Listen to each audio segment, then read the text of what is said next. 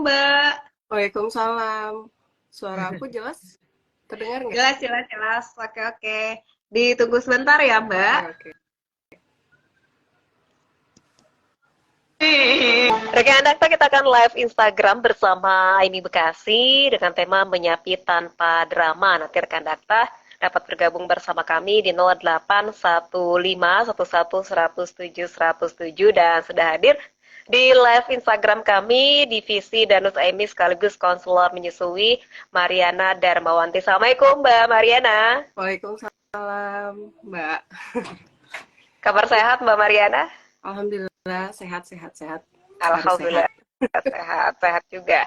Nah, tentunya kita membahas menyapi tanpa drama. Ini untuk balita atau buah hati kita yang sudah usianya 2 tahun. Tentu untuk proses menyusui pun juga sudah selesai. Bahkan dalam Islam pun juga memang harus disapi ya untuk anak yang sudah berusia 2 tahun. Silakan Mbak Mariana. Iya. Oke, makasih. Jadi sebelumnya kita coba, sebelum menyapi, kita kan menyusui dulu ya. Nah, menyusui itu kan merupakan momen yang indah banget untuk ibu dan anak. Dari dekapan ke bayi, terus kita sambil nyusuin itu bisa ngelihat bayinya, nyium aroma bayi, itu tuh kan momen-momen indah banget ya buat ibu. Iya. Dan merupakan kayak senjata gitu buat ibu kalau anaknya nangis, susuin aja gitu. Terus dia kan berhenti, bayinya berhenti. Nah, ketika menyapih itu kan proses lepas dari menyusui. Jadi kayak kayak orang yang lagi jatuh cinta terus tiba-tiba harus putus, itu kan merupakan momen yang gak mudah gitu buat ibu maupun anak. Jadi sebisa mungkin proses menyapih ini bisa jadi momen yang tidak menyakitkan buat anak gitu. Jadi harus dilakukan dengan pendekatan-pendekatan yang lebih yang lebih bagus gitu, supaya ibu dan anaknya juga nggak sama-sama trauma gitu. Nah, nanti kita bahas di sini gitu. Kemudian untuk mau langsung bahas persiapan menyapihnya seperti apa? Iya, silakan. Boleh, Mbak. Ya. Nah, untuk proses menyapih ini tadi kan Mbak Uvi bilangnya setelah 2 tahun itu harus disapi. Memang untuk dari IDAI dan WHO merekomendasikan di usia 2 tahun, kurang lebih 2 tahun gitu. Namun sebetulnya jadi ada jurnal yang menyatakan, ada jurnal antropologi, nama judulnya tuh A Natural Age of Weaning. Jadi alaminya dalam menyapih itu ternyata nggak harus pas 2 tahun dari jurnal itu. Jadi dalam jurnal itu menyebutkan kalau menyapih yang alamiah itu ketika, kalau di manusia itu ketika muncul gigi geraham. Artinya muncul gigi geraham itu usia berapa? 5,5 sampai 6 tahun kan ya. Terus kemudian dari jurnal itu juga disebutkan bahwa menyapih itu di 6 kali usia kehamilan. Artinya kan 6 kali usia kehamilan, hamil 9 bulan kali 6, jadinya 54 bulan. Yang mana itu adalah 4,5 tahun. Iya. Jadi lama juga ya. Iya, lama juga. Jurnal itu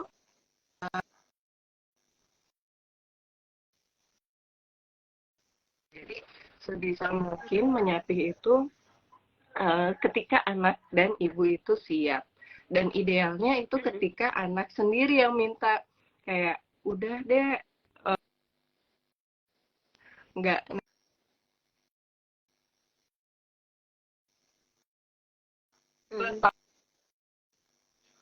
itu jadi gimana pun caranya di 2 tahun harus sapi gitu ya, entah itu dengan ngebohong, aduh ini putingnya berdarah, lecet gitu, terus dengan cara pokoknya dengan cara yang tidak oke gitu untuk ibu dan bayi. Itu tuh sebetulnya nggak harus 2 tahun menyapi itu. Jadi memang segimana siapnya ibu dan bayi untuk menyapi. Itu untuk usia menyapi. kemudian proses menyapihnya itu seperti apa sih?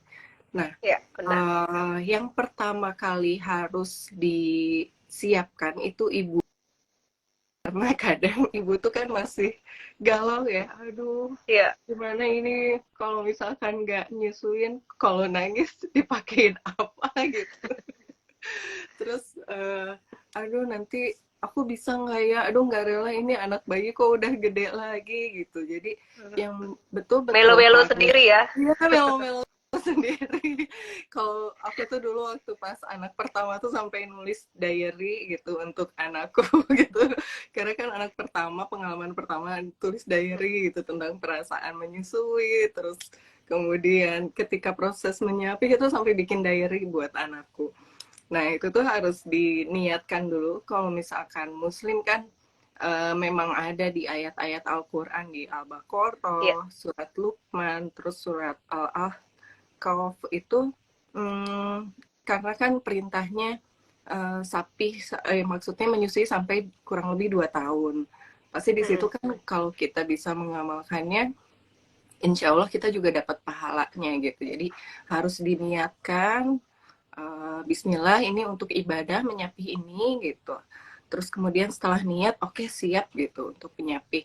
Kemudian harus disonding ke anaknya. Jadi jangan sampai pas 2 tahun langsung dilepas gitu aja dari menyusui, jangan. Jadi harus disonding. Mungkin ketika usianya 1,5 tahun dibilangin, deh nanti kalau udah 2 tahun tiup lilin, dia udah cukup besar, jadi banyak kegiatan yang lebih menarik loh daripada menyusui. Nanti udahan ya nyusunya ketika udah tiup lilin 2 tahun gitu. Misalkan soundingnya kayak gitu. Terus sebulan sebelumnya, terus sampai ke 2 minggu sebelumnya di sounding aja terus. Nanti ketika tiup lilin mungkin ada kesadaran sendiri dari adiknya, dari bayinya tuh untuk enggak menyusui lagi. Jadi sounding itu diperlukan untuk proses menyapih ini. Jadi anaknya udah siap itu mempersiapkan diri dari jauh-jauh hari, enggak tiba-tiba.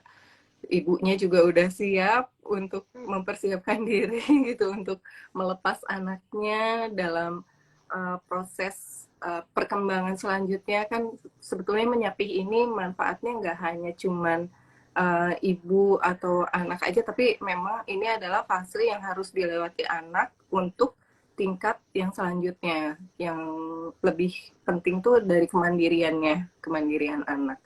Terus setelah sounding, bisa dicoba dikurangin dulu intensitas menyusuinya. Yang biasanya siang nyusuin, sore nyusuin, dicoba malam malam aja disusuinnya. Terus kemudian setelah malam aja disusuinnya, dicoba juga ketika malam tuh nggak langsung ditawarin untuk nenen gitu, mau air putih gitu, jadi ditawar untuk pengganti air susu ketika kebangun malam. Kan biasanya anak-anak suka kebangun malam, ditawarin mau air putih gitu, jadi jangan langsung disusuin aja. Kadang kan kalau ibu capek gitu enaknya ya udah susuin lagi aja biar tidur lagi gitu kan. Nah ibunya itu yang harus kuat untuk bangun terus nawarin perlahan untuk mau air putih, atau mungkin ada anaknya suka apa, dikasih penggantinya itu apa. Kemudian sebisa mungkin ketika tidur siang atau tidur malam itu sebelumnya anak udah cukup minum dan makan. Jadi ketika waktunya tidur siang atau tidur malam, anak tuh nggak kebangun untuk minum atau makan gitu, udah pulas aja. Jadi sebisa mungkin dikenyangkan dulu sebelum tidur supaya nggak kebangun untuk minta minum atau makan. Terus selanjutnya bisa juga dialihkan dengan aktivitas lain. Misalkan sebelum tidur ada mendongeng, terus sebisa mungkin mendongengnya itu yang berkaitan dengan menyapih. Jadi anak tuh lebih ke, oh ternyata aku tuh nggak sendirian loh yang mengalami sapih ini gitu. Atau enggak ya cerita-cerita lainnya gitu tentang pengalaman ibunya ketika dulu disapi neneknya seperti apa gitu. Jadi anak tuh merasa, oh ternyata proses menyapih ini memang harus dilalui semua orang gitu. Terus kemudian bisa juga dengan role playing. Jadi role playing tuh kayak mencari cara gimana caranya supaya uh, menyapih itu apa ya, tidur tanpa menyusui itu seperti apa. Terus ada apa ya namanya, kegiatan rutinitas sebelum tidur seperti apa, misalkan usap-usap anaknya, terus pijit-pijit badannya. Jadi sebisa mungkin anak tuh merasa nyaman, ada apa ya, pengganti lain yang membuat anak nyaman sebelum tidur, kayak pijit bareng sama anak, terus misalkan ngasih essential oil di kamar kan itu lebih tenang, terus kamarnya juga jadi misalkan diredupin atau digelapin sambil anaknya dielus-elus, dipeluk gitu. Jadi anak tuh tahu kenyamanan lain tuh bisa dia dapatkan selain menyusui, dan ibunya itu masih tetap bisa untuk memberikan kenyamanan buat anak selain menyusui gitu. Jadi anaknya nggak merasa kehilangan. Terus kemudian dari situ harus dievaluasi berkala. Itu kan pasti nggak akan langsung udah jadi gitu sehari langsung selesai bisa, pasti langsung ada, lepas, pasti ada drama-dramanya juga dia, Mbak ya. drama-dramanya yang tiba-tiba nangis, nggak mau gitu, pengen Iya. pengen nenen pokoknya gitu. Nah justru karena itu butuh, ibu tuh nggak bisa sendirian dalam proses menyusui ini. Ibu butuh partner dalam proses menyusui ini. Siapa aja partnernya? Nah bisa yang terdekat itu kan suami. Gimana Ya. caranya? Suami juga harus disounding. Ya, ibu sama ayahnya harus sepakat gitu, harus bisa apa ya, kayak gantian shift, misalkan kalau malam kebangun bisa nggak ayahnya gantian gendong gitu. Jadi anak juga selain bergantung sama ibunya bisa ke ayahnya gitu. Terus ketika misalnya siang nangis-nangis, terus kemudian ayahnya misalkan siang kan kerja ya, misalkan Ya. ada ART atau ada orang yang serumah, misalkan ada neneknya, ada omnya, bisa diminta gantian untuk ngajak main atau sebagainya gitu. Jadi memang ibu tuh nggak bisa sendirian, memang harus ada partner dalam menyapih ini, sama kayak menyusui di awal-awal lagi sih sebetulnya ya. Begitu. Itu sih yang kurang lebih tentang menyapih Iya, seperti baik. itu. Tapi kan kadang-kadang kita sudah sounding, sudah lain sebagainya, ternyata anaknya juga masih istilahnya masih nempel aja. Nah, apakah dibenarkan ini Mbak Mariana kasih hal-hal yang tidak anak sukai? Bisa kan di butik ibunya dikasih jamu-jamuan dan sebagainya untuk anak supaya tidak mau lagi. Ini kan juga menimbulkan rasa trauma di anak tersebut ya.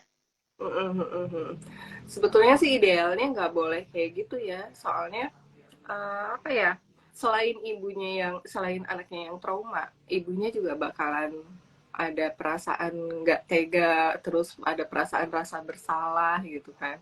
Sebetulnya iya, dengan tadi yang di awal, kalau ibu mengetahui kalau ternyata menyapih itu nggak harus 2 tahun tuh nggak apa-apa. Jadi nunggu aja nanti ketika anaknya siap, ibunya siap gitu sih. Jadi memang nggak boleh gitu kayak misalkan ngolesin apa, kalau dulu tuh ada yang obat merah ya, obat merah Ya. betadine Uh, disaplasin gitu sakit, itu kan dengan cara yang ngebohong kan ya, sebisa mungkin iya. jangan pakai cara itu. Jadi udahlah, biarin anaknya kapan mau selesainya. Cuman memang Mbak Ulfi ada beberapa kondisi yang ibu tuh harus terpaksa menyapih, kayak misalkan usia anak masih usia menyusui sebelum 2 tahun tapi ibunya hamil lagi, Iya, ya kan? Kadang iya. ada yang begitu begitu hamil ternyata kok asinya jadi seret gitu, terus kemudian nggak ada kontraksi gitu. Jadi ada kondisi-kondisi yang tidak memungkinkan ibu melanjutkan menyusui sambil hamil gitu. Nah kalau itu kayak gimana? Biasanya sih eh, apa ya, dicoba untuk tetap tetap pumping atau tetap menyusui. Kalau misalkan asinya masih ada, jadi dipakai cup feeder gitu, tetap disusui. Kalau waktu itu aku juga kan pernah waktu pas anak kedua, anak ketiga, eh, anak keduanya itu 9 bulan, saya hamil lagi anak ketiga. Jadi saya tetap nyusuin, terus alhamdulillahnya asinya masih keluar, terus nggak ada kontraksi, jadi tetap dilanjutin menyusui sampai 1,5 tahun. Anakku yang kedua tuh 1,5 tahun, terus sempet tandem juga, kakaknya nyusuin, adiknya juga nyusuin. Tapi lama kelamaan anakku yang kedua itu tuh menyapih dengan sendirinya gitu, nggak mau nyusuin lagi karena katanya kasihan, ini buat adek aja katanya gitu. Ada rasa ini ya, sayangnya juga ya. Iya, jadi ya udah, kalau udah kayak gitu kan ya gimana lagi gitu. Jadi memang idealnya seperti itu sih. Tapi kalau misalkan ada kontraksi itu ya butuh butuh bantuan dari suami juga, gimana cara untuk menyapih gitu. Baik, berarti memang ada hal-hal yang si anak tersebut memang harus menyapih sebelum waktunya ya. Iya. Entah kita hamil lagi mungkin, atau ada sisi medis dari ibunya, misalkan sakit begitu ya Mbak ya? Iya, betul betul. Kalau misalkan ibunya sakit, dilihat kondisinya apakah mungkin menyusui gitu. Kalau misalkan mungkin menyusui, ya lanjutkan menyusui. Kalau misalkan enggak, biasanya dokter ada kasih pilihan lain gitu selain menyusui, seperti apa supaya nutrisi anaknya tetap didapatkan. Itu biasanya kalau, tapi tetap harus dengan pantauan dokter. Seperti itu, Mbak Ulfi. Baik, baik. Mbak, ketika sudah disapi, mungkin asupan-asupan untuk biasanya kan susunya mungkin diganti dengan susu formula ataupun diganti dengan makanan yang memang bergizi, Mbak. Iya, iya, iya. Karena kan menyapih itu kan usianya udah cukup besar. Terus Iya, kalau misalkan udah ada MPASI atau udah ada, biasanya kan udah masuk ke rumah, masakan rumahan kan. iya. Jadinya makan bareng aja sama orang tuanya seperti apa gitu. Jadi diatur pola makannya supaya anak tetap terpenuhi kebutuhannya. Jadi nggak bergantung banget sama nyusuin itu gitu. Mhm. Karena mungkin setelah MPASI mungkin durasinya atau minum susunya juga, minum ASI-nya pun juga sudah mulai berkurang. Nah, tentunya diganti setelah disapi juga makanannya pun juga memang ditambah lagi nutrisinya dan gizinya ya, Mbak ya. Iya betul.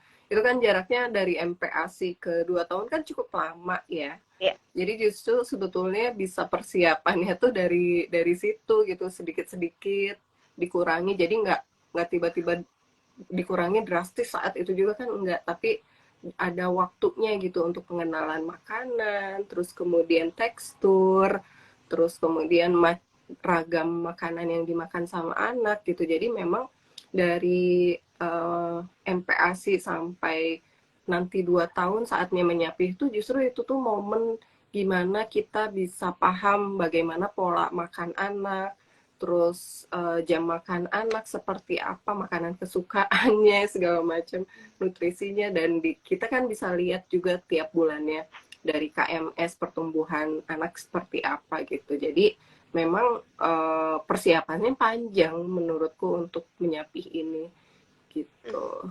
Baik, baik. Dakta Radio, bijak dan cerdas. Rekan Dakta, kami lanjutkan kembali talkshow kami bersama Aimi Bekasi, Menyapi Tanpa Drama. Silakan rekan Dakta bergabung bersama kami di 081511107107 atau bisa sharing-sharing juga di live Instagram kami. Mbak Mariana, kita lanjutkan kembali. Nah, tentunya kalaupun produksi ASI ibu masih bagus, tiba-tiba harus disapi, lalu tuh akan seperti apa? Biasa kan kalau tidak dikeluarkan tuh kan akan bengkak ya Mbak ya. Apakah kita pumping saja, terus ASI perahnya itu kita berikan kepada si anak melalui apa, pakai gelas, pakai sedotan begitu, Mbak. Bisa tidak seperti itu? Silakan.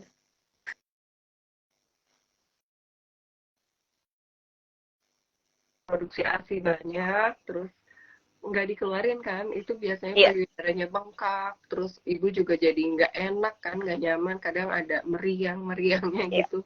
Nah sebetulnya boleh aja dikeluarkan ASINya, tapi nggak sampai kosong gitu, jadi sampai nyaman aja.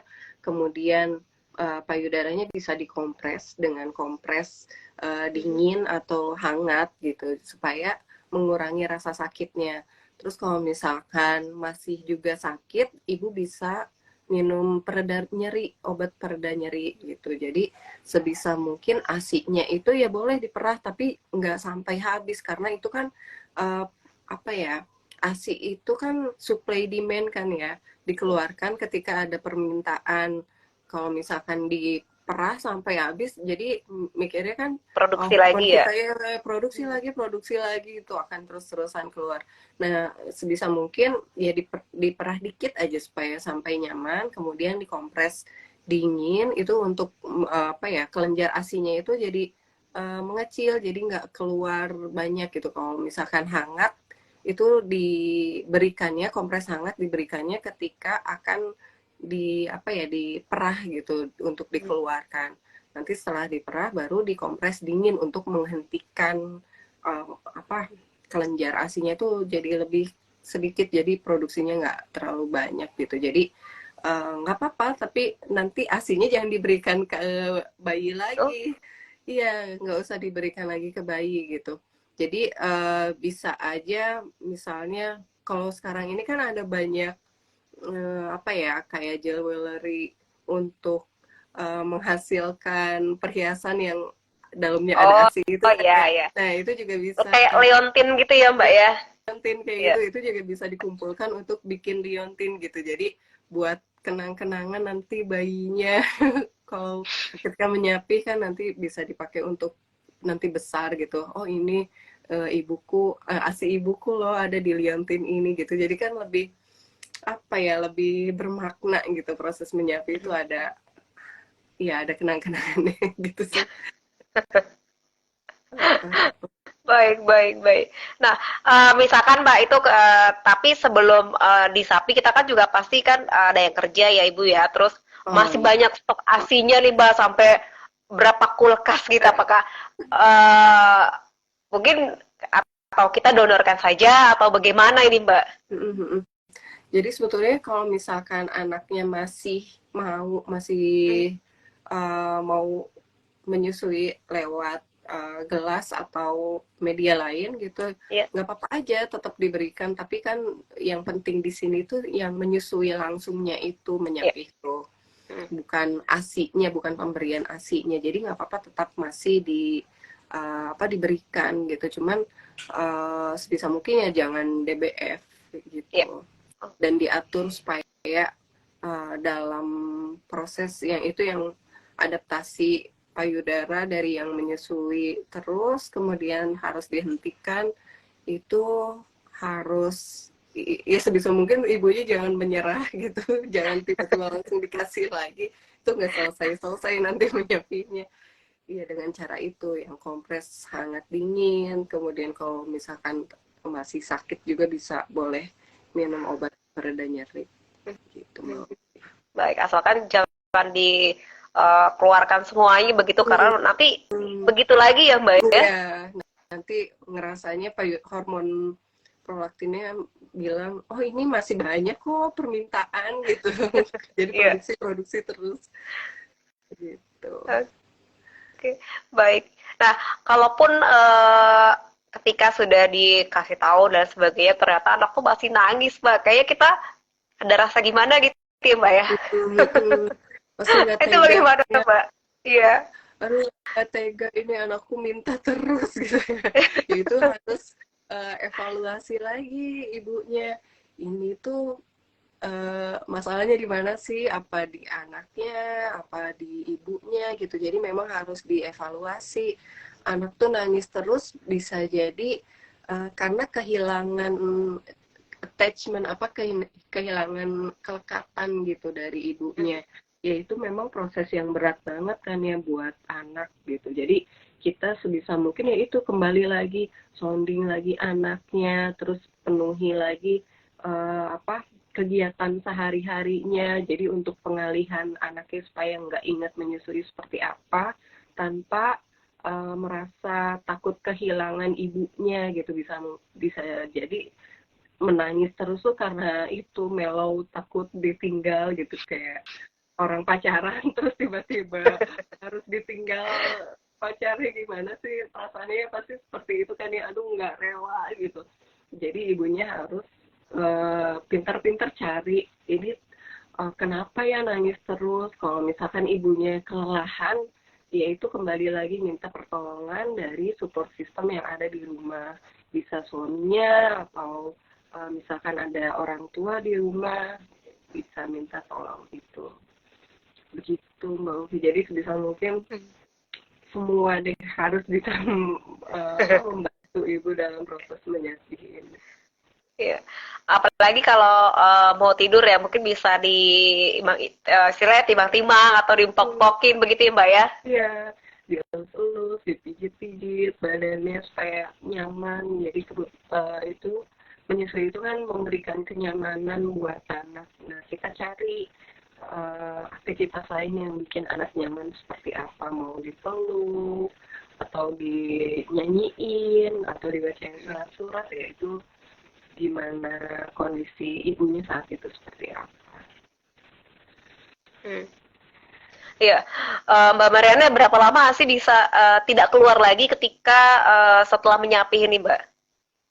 Nah, biasanya sih kalau dari menyapih dan kita enggak pumping lagi gitu, sekitar 5 sampai 10 hari bisa bisa berhenti gitu, bisa mulai enakan payudaranya. Mungkin kalau misalkan dipencet-pencet ya masih ada juga, cuman nggak sebanyak yang diproduksi dari sebelum menyapih gitu. Jadi mungkin butuh waktu sekitar 5 sampai 2 mingguan lah gitu untuk ASI-nya berkurang dan hilang sama sekali, nggak keluar lagi. Baik.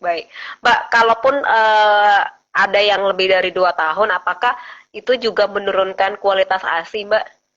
Oh, enggak. Jadi ASI itu akan tetap bagus sama anaknya itu menyusui. Jadi mau sampai 3 tahun, 4 tahun itu masih oke gitu. Jadi kandungan nutrisinya itu tetap masih bagus. Jadi nggak ada istilah ASINya udah basi tuh gitu, nggak ada. Jadi memang udah nggak enak lah pokoknya, udah gede. Udah kadaluarsa itu gitu, nggak ada istilah kayak gitu. Jadi ASI itu kandungannya tetap bagus gitu, meskipun udah disusuin sampai 3 tahun, 4 tahun mungkin, tapi produksinya nggak sebanyak sebelumnya gitu. Jadi kandungan ASINya nggak ada yang berkurang, nggak ada penurunan kualitas gitu, tetap bagus. Walaupun 4 tahun gitu baru disapih, itu juga nggak apa-apa. Cuman kan nutrisinya bukan dari ASI lagi kan yang utamanya, udah ke makanan lain gitu. Baik. Mbak, kalau menyapihnya ketika si ibu yang mungkin tidak bekerja ya di rumah saja, jadi kan agak-agak masih rewel ya. Mungkin kalau ibu yang bekerja kan juga ada jarang bertemu ya dan sebagainya, toh mereka juga akan terbiasa bahwa si anak pun juga tidak akan menyusui lagi. Bagaimana Mbak menyikapi dua hal ini? Maaf Mbak, boleh diulangin nggak, tadi putus-putus soalnya? Oke, baik. Untuk menyapih ibu yang memang full di rumah ya Mbak, tentu kan si anak pasti akan terus sama ibu ya. Mungkin berbeda dengan ibu yang bekerja, kan ada jeda waktunya, tidak bertemu dengan si ibu, mungkin bertemunya juga malam saja. Ini kan bisa menjadi pembelajaran tersendiri. Bagaimana Mbak Mariana menyikapi dua hal ini? Nah, kalau saya kan dulu waktu pas anak pertama kondisinya bekerja. Jadi memang untuk bekerja itu kalau yang saya rasain lebih mudah ya, karena anak udah terbiasa jauh dari ibunya gitu di waktu siang hari, dari pagi sampai sore tuh udah terbiasa jauh dari ibunya. Jadi apa ya, menurut pengalaman saya gitu, kalau bekerja tuh justru lebih mudah untuk menyapihnya. Kalau misalkan terus di rumah itu yang cukup sulit karena kan ketemu Iya, ibu lagi gitu. iya, Itu yang cukup benar. sulit. Jadi justru untuk ibu rumah tangga soundingnya itu yang harus kencang sih. Justru kan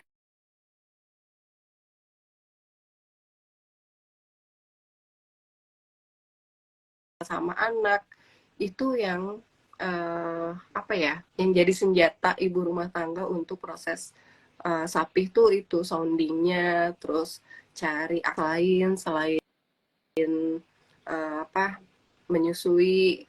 Jadi memang ibu rumah tangga ini lebih, menurutku sih lebih menantang. Tapi kalau misalnya oke, pada saat soundingnya, pada saat mencari kegiatan selain menyusuinya, itu insya Allah nggak lama sih kalau yang aku rasain. Untuk anak yang keempat ini, saya kan udah full di rumah, terus untuk Iya. menyapihnya juga dengan sounding dan nyari aktivitas lain tuh udah nggak masalah sih. Anaknya langsung ngerti, oh iya, nanti pas 2 tahun udah nggak nenen lagi gitu.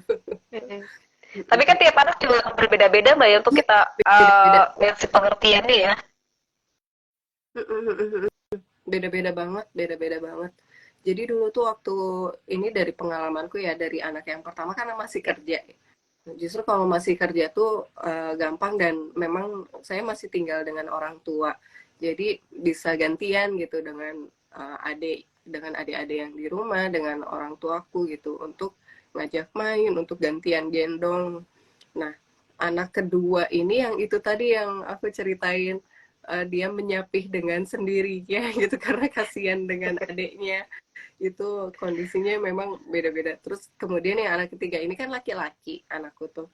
Jadi laki-laki itu kan lebih heboh ya nyusuinnya tuh. Kadang Bener. udah besar juga, nyusuinnya sambil akrobat segala macam, itu tuh sampai puting puting tuh sampai lecet segala macam. Itu Oh, rasanya tuh kayak aduh luar biasa gitu. Dulu tuh pas anak ketiga justru aku pernah melakukan ini, Mbak Ovi apa, ngasih iya, brotowali. Dulu tuh saking iya, gak gitu, saking apa, aduh sakit banget, udahan deh nyusuinnya gitu. Sempet kayak gitu kan, sempet ngasih brotowali tapi gak tega, kasihan gitu anaknya. Akhirnya dialihkan dengan banyak main. Kalau laki-laki tuh memang energinya besar banget kan ya. Kalau misalkan belum capek banget, ya pasti mintanya nyusu. Jadinya ya anak ketiga ini aku juga cukup kewalahan gitu. Jadi harus main dulu sebelum tidur, sampai sempet apa, ada kondisi-kondisi yang anaknya tuh masih ngunyah tapi ketiduran gitu, dengan kondisi makanan masih ada di mulut. Terus kadang lagi apa, lagi main, terus tiba-tiba gak ada suaranya, tidur di lantai gitu. Jadi memang apa ya, proses menyapih anak ketiga ini yang laki-laki tuh luar biasa menantang sih kalau buat aku. Kalau anak yang keempat, karena kakak-kakaknya udah besar, jadinya ya dengan bantuan kakak-kakaknya yang udah besar itu bisa gantian ngajak main. Begitu sih yang aku rasain. Kalau Mbak Ufi mau cerita tentang menyapinya nggak? menyapi dengan sendirinya anak pertama karena hamil lagi anak kedua. Oh. Ya sama kayak aku ya, anak kedua. Ya. Nah, kalau mungkin Mbak menyapi zaman dulu masa zaman sekarang kira-kira bedanya apa ya Mbak ya? Apakah zaman dulu pakai pahit-pahitan begitu Mbak? Kayaknya sih kayak gitu, soalnya cerita dari orang tua kayak gitu. Jadi brotowali itu jadi apa ya, salah satu hal yang penting dalam menyapih. Kayaknya orang tua dulu pakai itu. Terus kalau zaman sekarang kan nyari brotowali kayaknya susah banget ya. Iya nggak sih? Iya, tukang jamu dulu ya. Iya, susah banget. Jadi kadang kalau yang aku dengar dari sharing-sharing ibu-ibu tuh, kadang dipakein spidol merah gitu, jadi supaya apa, kelihatan berdarah gitu. Itu sebetulnya nggak oke sih. Kasihan anaknya dibohongin sama ibunya. Baik, baik. Mbak, tapi kan kalau penyapi di usia anak lebih dari 3 tahun, bahkan sampai 4 tahun, kayaknya gimana begitu, Mbak ya? Anak pun juga mungkin eh, digodain, mungkin ih masih nenen gitu, atau Oh gimana iya. ketika mereka main dengan teman-temannya. Hmm, kayak ya udah besar kok masih nenek ya pasti ada apa ya, ada omongan kayak gitu dari sekitar. Tapi kan Mhm. balik lagi gimana kesiapan anak dan orang tuanya seperti apa gitu. Jadi memang Iya. kalau misalnya tahu penelitiannya bahwa ada Mhm. jurnalnya gitu, ternyata menyapih itu naturalnya ketika gigi geraham anak muncul itu 6 tahun kan ya. Jadi sebetulnya Iya. nggak masalah gitu, nggak ada patokan harus 2 tahun gitu. Ya jurnal Mhm. itu sebetulnya itu kan hasil penelitian banyak orang ya. Iya. Jadi diteskan ke beberapa orang. Sebetulnya nggak masalah sih. Itu kuat-kuatan ibunya aja. Kuat nggak diomongin gitu. Anak kayak gitu kuat nggak diomongin sama tetangga atau lingkungannya. Mhm. Baik, baik. Kalaupun juga kira-kira psikologis ibunya bagaimana dalam proses menyapi dan sesudah menyapi, kayak kalau sudah selesai, ya kayaknya udah selesai nih ya. Sebetulnya tantangan atau tahap perkembangan anak itu kan semakin besar itu nggak semakin ringan ya kalau menurut Ya. aku sih. Jadi insya Allah kalau perasaan ibu sebelum menyapih mungkin merasa kelekatan dengan anak tuh dekat banget. Nah, Mhm. ketika setelah menyapih mungkin ada perasaan kehilangan tapi tantangannya beda lagi.